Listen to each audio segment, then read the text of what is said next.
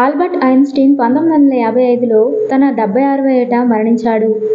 అతని మరణం తర్వాత శవపరీక్ష నిర్వహించారు మరియు ఈ గొప్ప శాస్త్రవేత్త యొక్క తల హాస్పిటల్ నుంచి దొంగిలించబడింది. అంతేకాదు, ఐన్స్టీన్ విలువైన మెదడును ముక్కలుగా చేశారు. ఆ తర్వాత ఫార్మాలిన్తో కూడిన రసాయనాలతో నిల్వ చేశారు. ఇది ఎందుకు చేశారు, ఎవరు చేశారు? ప్రపంచ ప్రఖ్యాతగాంచిన శాస్త్రవేత్త శరీరంలో ఇంత క్రూరమైన ప్రవర్తన ఎందుకు? ఇప్పుడు ఈ వీడియో ద్వారా తెలుసుకుందాం. ఐన్స్టీన్ చిన్నప్పటి నుంచి గణితంలో ఎప్పుడూ ఫెయిల్ కాలేదు. అతను చాలా కష్టమైన సంఖ్యలను రెప్పపాటుతో ఛేదించేవాడు. అతని నైపుణ్యాన్ని చూసి స్కూల్, కాలేజీ టీచర్లు ఆశ్చర్యపోయారు. ఆల్బర్ట్ ఐన్స్టీన్ తన అన్నింటిలోనూ ముందుండేవాడు. కానీ ఐన్స్టీన్ మెదడు అతని మరణం తర్వాత అతని ఇష్టానికి వ్యతిరేకంగా మరియు అతని కుటుంబ సభ్యులకు తెలియకుండా దొంగిలించబడింది. అది దొంగిలించబడమే కాకుండా ఆల్బర్ట్ ఐన్స్టీన్ మెదడు దాచబడింది. ఈ శాస్త్రవేత్త తల ముక్కలుగా నరికేశారు.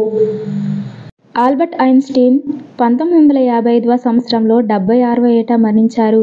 శవపరీక్షకు డాక్టర్ థామస్ హార్వే శరీరాన్ని ముక్కలు చేసిన తర్వాత మెదడును దొంగిలించాడు.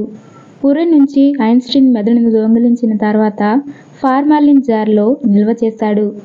ఆల్బర్ట్ ఐన్స్టీన్ శవపరీక్ష ప్రిన్స్టన్ హాస్పిటల్లో జరిగింది. అక్కడ మార్చురీ నుంచి డాక్టర్ ఫార్మాలిన్ జార్లో సైంటిస్ట్ మెదడును ఇంటికి తీసుకెళ్లాడు. థామస్ ఆ జార్ను తన ఇంటిలో ఒక గదిలో దాచిపెట్టాడు. ఐన్స్టీన్ తలను దొంగిలించిన వైద్యుడు అతని కుటుంబ జీవితంలో అస్సలు సంతోషంగా లేడు. ఏ విధంగానూ అతనికి శాంతి లభించలేదు. బాధతో తన పెద్ద భార్యతో విడిపోయాడు. ఈ రహస్యం ఎలా బయటపడింది? అమెరికాలోని న్యూజెర్సీ వార్తాపత్రిక రిపోర్టర్ స్టీవెన్ లేవీ ఈ వార్తను లీక్ చేశారు.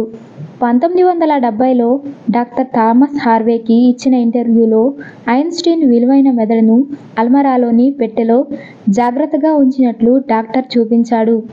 పెట్టెపై కోస్టా సైడర్ అని రాసి ఉంది. ఐన్స్టీన్ మెదడులోని సిరిబెల్లం మెడ దగ్గర తల వెనక భాగం ముక్కలుగా కత్తిరించబడింది.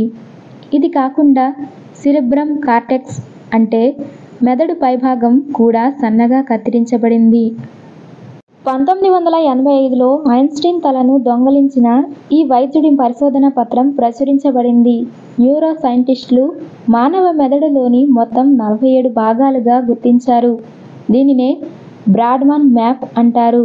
ఈ మ్యాప్ ప్రకారం మానవ మెదడులోని 9వ మరియు 39వ మచ్చలు చాలా ముఖ్యమైనవి. మనుషులలో నిర్ణయాలు తీసుకోవడానికి, జ్ఞాపకాలు మరియు శ్రద్ధ చూపించడానికి స్పాట్ 9 ద్వారా నిర్ణయించబడతాయి. మరోవైపు 39వ స్థానం భాష మరియు సంక్లిష్ట సమస్యలతో వ్యవహరిస్తుంది.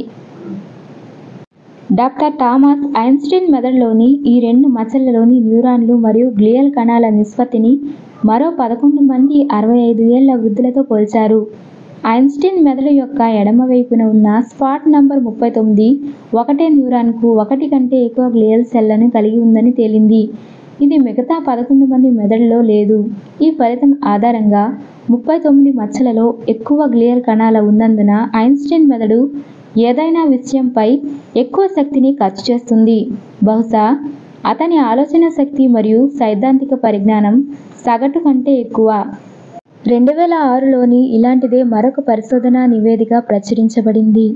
ఐన్స్టీన్ మెదడులోని గ్లియల్ కణాల నిర్మాణం ఇతరుల కంటే భిన్నంగా ఉన్నట్లు తేలింది. ఐన్స్టీన్ మెదడు బరువు 1200 గ్రాములని మరో అధ్యయనం వెల్లడించింది. సగటు మనిషి మెదడు బరువు 1400 గ్రాములు.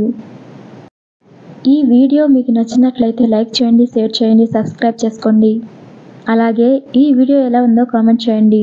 ఈ వీడియో చూసినందుకు చాలా థ్యాంక్స్.